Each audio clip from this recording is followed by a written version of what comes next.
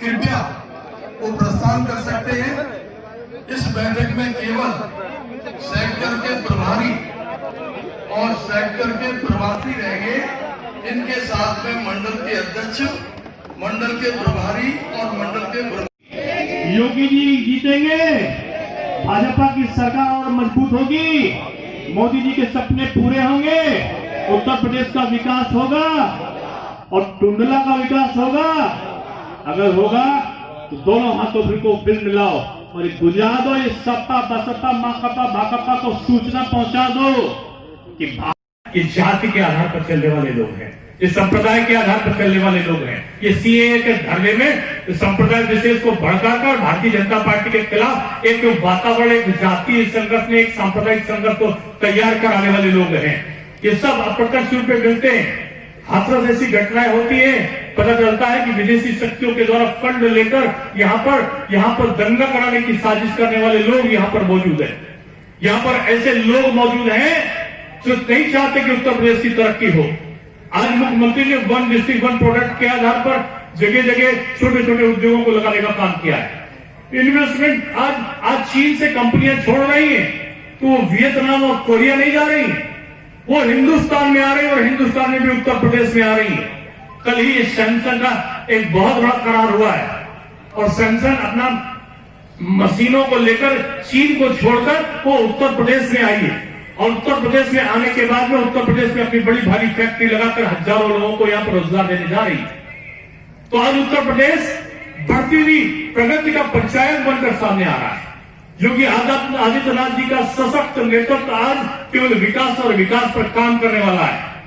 कानून से किसी को खिलवाड़ नहीं करने देंगे, माफिया के खिलाफ एक आंदोलन सा खड़ा करने वाला है।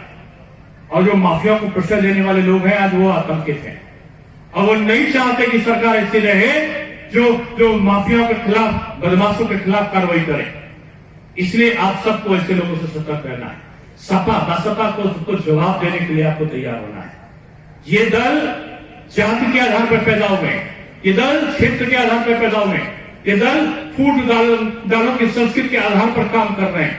ये दल आपको संकीर्ण मानसिकता की ओर ले जाने वाले दल के रूप में काम कर रहे हैं। इसलिए इनको उजागर करना है और उजागर नहीं करना है। भारतीय जनता पार्टी का एक सशक्त कार्यकर्ता बनके आपको चुनावी विजय की ओर एक संसनाद करते हुए आगे बढ़ने की आवश्यकता है। इसलिए मैं आप सबको आह्वान करने के लिए यहाँ पर आया हूँ और मुझे बड़ी खुशी है कि आज बदलता हुआ इस समय में कोरोना ऐसे संक्रमण काल में आप लोग चुनाव का सामना कर रहे हो।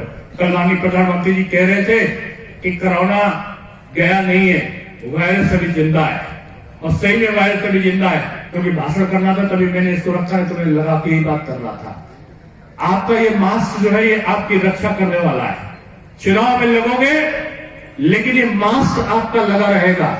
चुनाव में आप लगोगे लेकिन सोशल डिस्टेंसिंग का आप पालन करते रहोगे। मास्क में आप लगोगे, आप चुनाव में लगोगे लेकिन आप कोविड-19 के जो दिशा निर्देश दिए गए उनका पालन करते हुए चुनाव को लड़ोगे।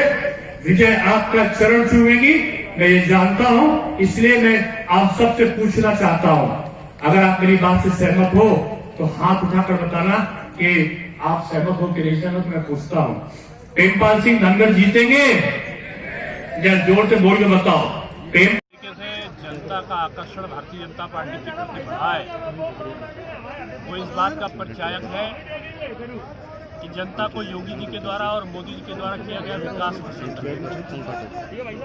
आज हमारे जगह जगह पर हमारे शत कार्यकर्ताओं की उपस्थिति बूथ स्तर तक के हैं और सेक्टर स्तर तक के हैं।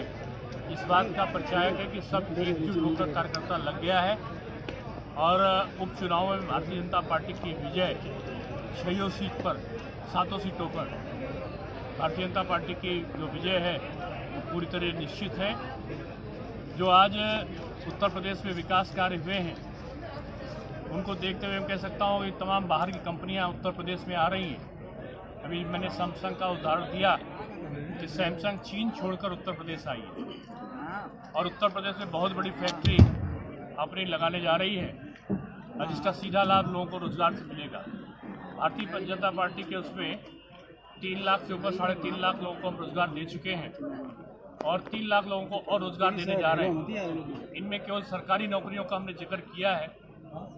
जो दूसरे तरीके से रोजगार दिए हैं, जिसमें हमने अप्रत्यक्ष रूप में बैंकों से लोन देकर छोटे व्यापारों को आगे बढ़ाकर छोटे छोटे उद्योगों को लगाकर जो हमने उद्योगों को लगाया है, उनको उनमें जो रोजगार उत्पन्न हुए वो अलग से है। यानी लाखों लोगों का रोजगार देने का काम हमारी भारतीय जनता पार्टी सरकार ने किया है। हम जाति, धर्म, क्षेत्र और संप्रदाय से अलग हटके हम सबको साथ में लेकर चुनाव लड़ रहे हैं। इसलिए ये चुनाव में मैं कह सकता हूं कि भारतीय जनता पार्टी की स्थिति बहुत मजबूत है। सर, क्या 2022 में जादुई आंकड़ा सर पार करेगी? सर, मंडल 2022 की हत्या कर दी जाती है।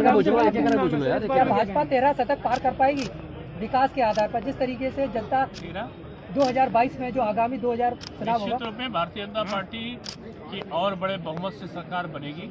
सर, मेरा और आपका बात बोलना दीजिए ना। हाँ, बात बोलो, फिर आपकी बात होगा।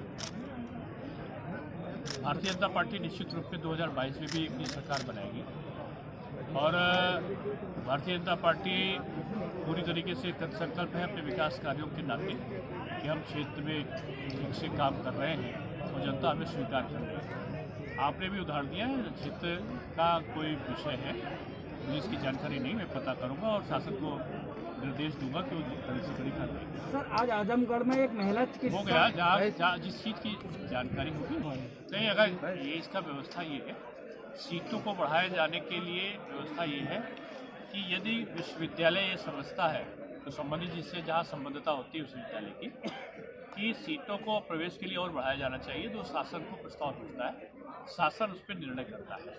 तो जहाँ भी अगर विश्वविद्यालय कोई प्रस्ताव करेगा तो हम उस पर निर्णय करेंगे, हम सीटें बढ़ाएंगे। सर, टुंडला में अगर आएगा इसका कोई प्रस्ताव तो बढ़ाएंगे। सर, टुंडला में